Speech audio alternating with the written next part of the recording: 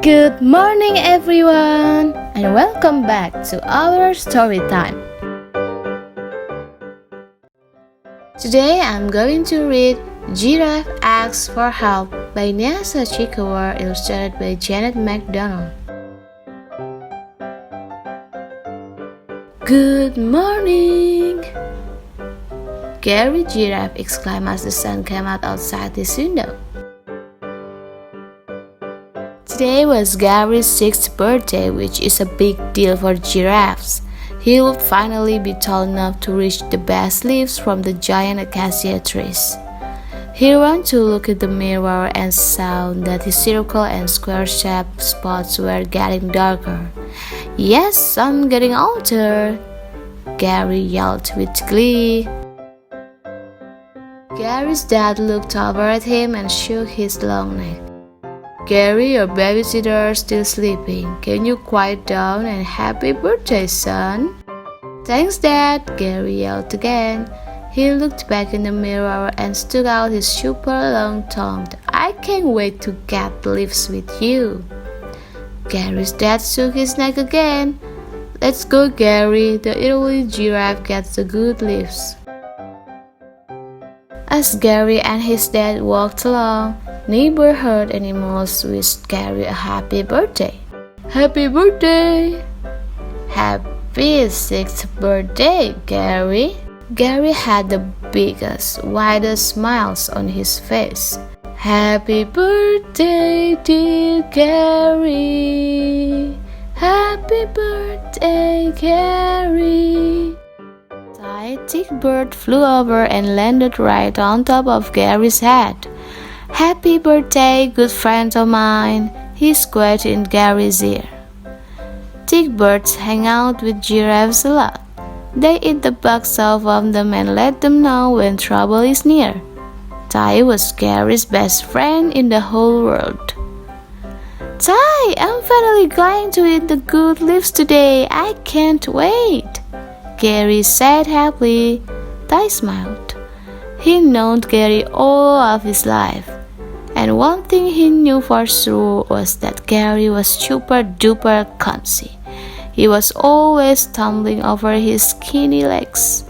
Gary and his dad reached the acacia tree that most of the tall giraffes ate from each day. "Okay, Gary, reach for the greenest, shiniest leaves you can find," his dad said. Gary nervously stepped up towards the tree, tripping a little on his way there. Gary got on his tippy toes and pushed out his long neck for some scrumptious-looking acacia leaves way at the top. Closer, closer, splat! "Ouch!" Gary's dad and Ty said as they covered their eyes. Gary got up and tried again. He stuck his long tongue out first, then pushed his neck up. Plunk! This time he felt sideways. "Okay, Gary, that's enough. Let's try again tomorrow," Gary's dad said. Gary walked with his head down the whole way home. "Better luck next time, Gary," Ty screeched, trying to cheer his friends up. Gary stared out his window at the other giraffes his age eating the leaves from up high with no problem. Gary said. "If they can do it, why can't I?" He wouldn't give up. Suddenly, he had an idea. Gary rushed in and out of the house, gathering up a bucket, a wagon, and a stool. "This should do the trick," Gary said as he dragged his item back towards the tree. The other giraffes stopped chewing to see what Gary was up to.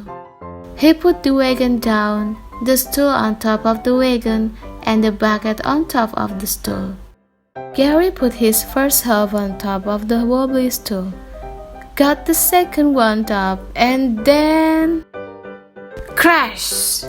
Gary came tumbling down. "Help!" Ty called to Gary. "Help?" Gary asked. "Yeah," Ty said. When you can't do something all by yourself, you ask a friend or family member to help. Help! Ty, I'm 6 years old. I should be able to reach the leaves alone, Gary pouted. I'm 2 years old and I still ask my mom and dad for help with hunting, Christina said. I ask for help too, Ellie Elephant trumpeted. Sometimes I need help scratching my back. I'm 30 and I ask my friends for help with my man, Larry Lion roared as he walked up with his pride. Gary smiled. He really wanted to reach the leaves himself, but if all those animals could ask for help, he could too. Help! Gary was excited to test it out. Okay, friends, I need help, said Gary. He explained how he kept falling over when he tried to reach the good leaves. Gary, Ty, Chris, Ellie, and Larry put their heads together. We've got it! They yelled together. We've got it! Armed with a plan, Gary and his friends went straight to the acacia trees. Gary stood under the biggest willow tree he could find.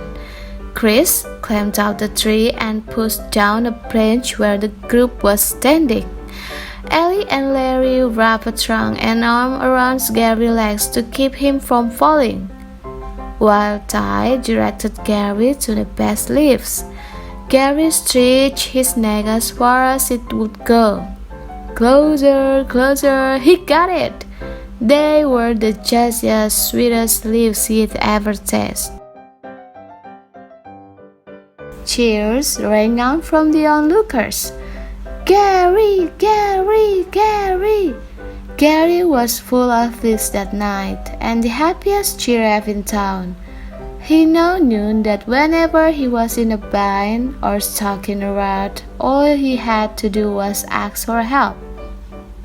The end.